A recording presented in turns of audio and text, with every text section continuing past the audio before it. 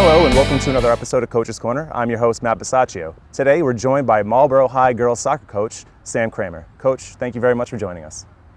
Sure. I started playing when I was really young, when I lived in Texas, and grew up playing soccer pretty much my whole life, from youth teams, club teams, and when we moved to Massachusetts I continued playing, so youth teams, club teams, state team, middle school, the whole 9 yards, and then eventually played in school. What would be the big difference, would you think, between playing down south and playing up here?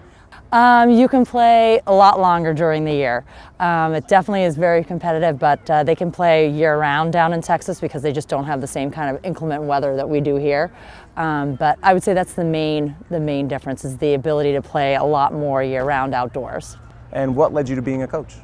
Actually, that's a interesting story, I guess. I loved playing, and I have to say the previous coach of the high school team was my coach when I was in high school, and I had gone through kind of like a rough patch when I was younger, and he was like a great sort of inspiration. And when I was having a rocky patch thinking about quitting soccer, he kind of got me involved with the high school team, and I was playing as a freshman, and I wanted to be able to kind of turn that around and pass that on to other kids and sort of help like coach a team in my community, and that's sort of what turned me into wanting to be a coach like after I got out of school.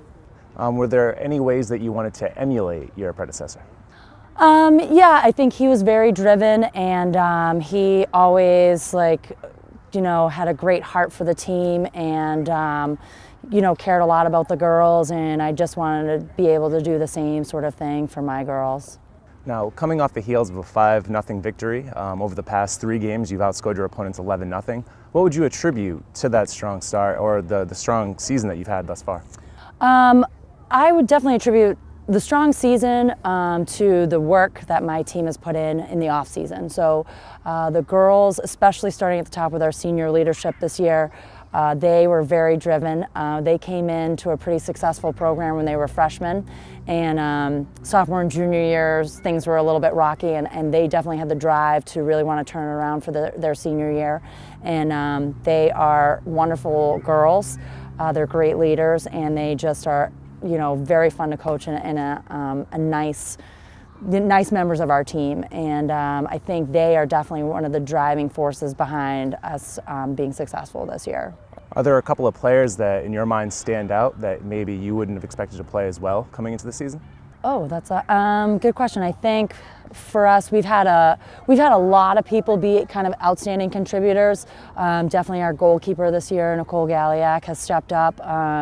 She was a part of our program last year on the JV team, but she's really, turned it on and had some stellar games. Definitely some of our sophomores have come through in big ways in terms of scoring and just their hard work and hustle. And I also think, again, the senior captains that I have, so there's 5 this year, and they've been kind of a big part of it. So I would say, it's Casey Seibel, Megan Sari, Carrie Morris, Victoria Breitenfeld, and Molly Farrell.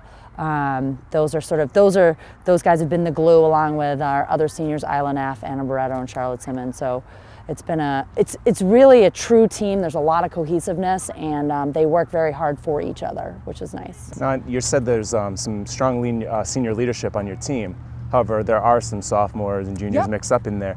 How do you keep your team focused down the stretch?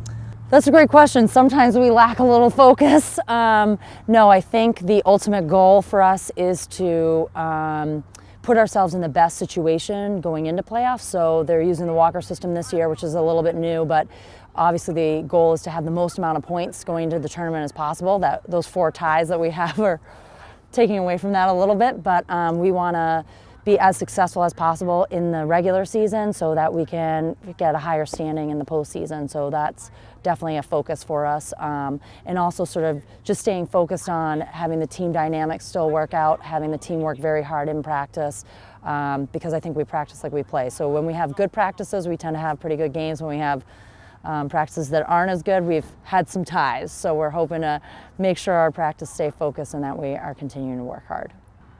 Thanks again to Coach Cramer for spending a couple of minutes with us. That's going to do it for here. We'll see you next time.